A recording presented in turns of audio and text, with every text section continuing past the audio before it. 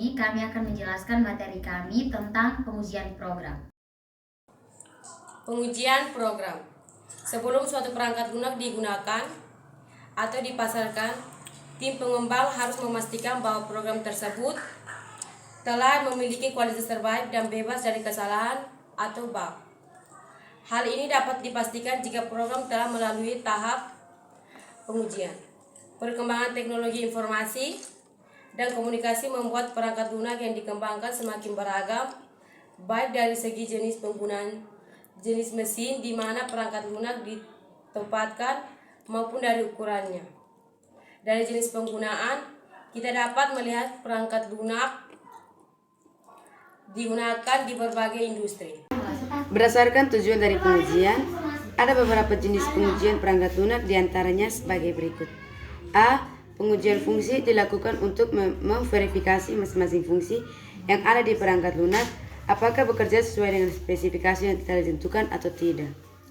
Pengujian fungsi dilakukan untuk menunjukkan apa yang perangkat lunak lakukan dan mengetahui apakah fungsi-fungsi yang ada bekerja dengan kemampuan sempurna. Ketika melakukan pengujian fungsi, ada beberapa hal yang perlu dijadikan pertimbangan atau acuan, diantaranya sebagai berikut. 1. Persiapkan data pengujian sesuai dengan spesifikasi fungsi-fungsi yang akan diuji. 2. Kebutuhan bisnis yang menjadi input dari pengujian fungsi. 3. Mencari tahu output dari fungsi-fungsi sesuai dengan spesifikasi fungsi tersebut. 4. Menjalankan test case. Yang kelima, memperhatikan output aktual yang diberikan dan output yang diharapkan. Pengujian fungsi memungkinkan tim penguji dapat melihat secara aktual cara bekerja dan perilaku perangkat lunak. Perangkat lunak dijalankan sebagaimana mestinya ketika program akan digunakan oleh pengguna. Selain itu, pengujian ini seringkali tidak dapat menemukan error logika yang terjadi dalam program. Yang kedua, pengujian non-fungsi. Pengujian non-fungsi adalah pengujian yang dilakukan untuk menguji kemampuan program memenuhi kebutuhan non-fungsi. Pengujian non-fungsi membantu tim pengembang mengetahui seberapa siap sistem memenuhi beberapa kriteria berbeda yang tidak di pengujian fungsi. Pengujian non-fungsi dilakukan untuk mengetahui seberapa baik sistem bekerja. Pengujian non-fungsi dapat dibedakan beberapa tipe, di antaranya sebagai berikut. 1. Pengujian antarmuka. Pengujian antarmuka dilakukan untuk memastikan bahwa antarmuka aplikasi sudah sesuai dengan spesifikasi. Pengujian juga mencakup evaluasi terhadap elemen-elemen desain seperti logo tampilan, warna, jenis huruf, ukuran huruf, label-label, kotak teks, format teks, caption, tombol-tombol, daftar-daftar, ikon-ikon, link, dan konter di antar muka. Yang kedua, pengujian pengalaman pengguna. Pengujian pengalaman pengguna dilakukan untuk memverifikasikan pengalaman interaksi antara pengguna dan dengan aplikasi.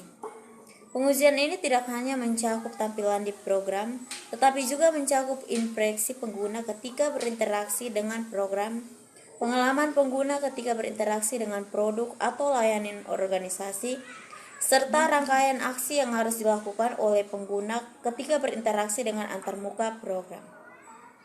C atau 3. Pengujian penyimpanan. Pengujian penyimpanan dilakukan untuk menguji apakah penyimpanan yang digunakan oleh program cukup memadai untuk menyimpan data yang digunakan. Hal ini penting karena kekurangan ruang penyimpanan dapat menyebabkan kegagalan operasi sistem.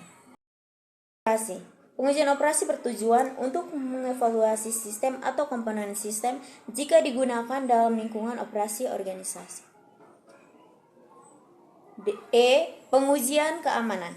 Pengujian keamanan dilakukan untuk memastikan program memiliki sistem keamanan yang mampu melindungi data yang ada dan menjaga fungsi-fungsi bekerja sebagian seharusnya.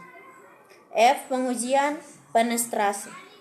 Pengujian penetrasi adalah pengujian yang dilakukan dengan cara mensimulasikan berbagai bentuk serangan. G. Pengujian celah keamanan. Pengujian celah keamanan dilakukan dengan tujuan untuk mengevaluasikan celah keamanan dan resiko yang mungkin terjadi. H. Pengujian lokalisasi, globalisasi, dan internasionalisasi.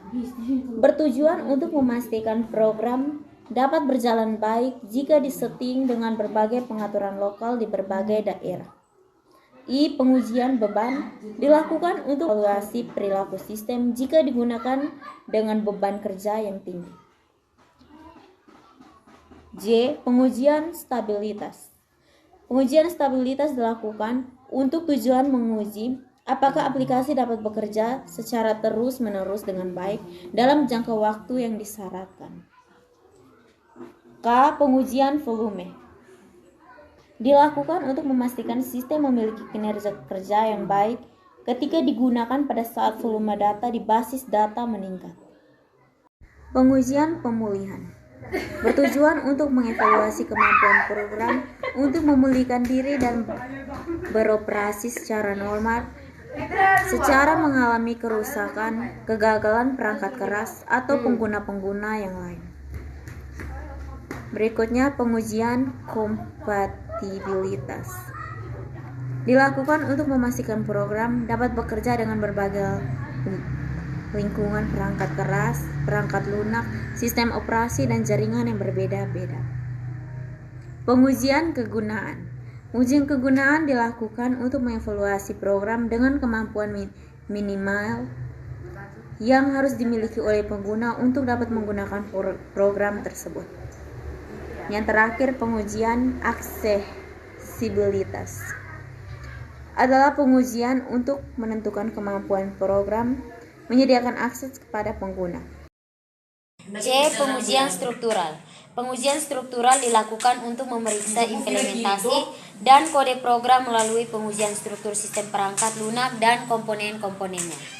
Pengujian ini memastikan program bekerja dengan baik pada semua level, tidak hanya sebatas pada level fungsi saja. Pengujian struktural digunakan untuk mengidentifikasi bagian-bagian program yang mungkin kurang bekerja dengan baik jika dilihat sebagai sebuah kesatuan. Oleh karena itu, pengujian struktural merupakan pelengkap bagi pengujian fungsional. D. Pengujian yang berhubungan dengan perubahan.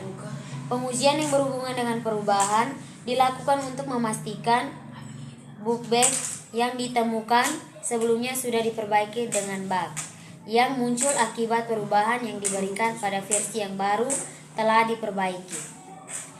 Berdasarkan tujuan tersebut, pengujian ini dapat dibedakan menjadi dua jenis, yaitu pengujian konfirmasi dan pengujian regresi. Pengujian konfirmasi dilakukan untuk menghilangkan bug yang telah ditemukan sebelumnya, serta yang telah berhasil dihilangkan dan tidak lagi memberikan masalah.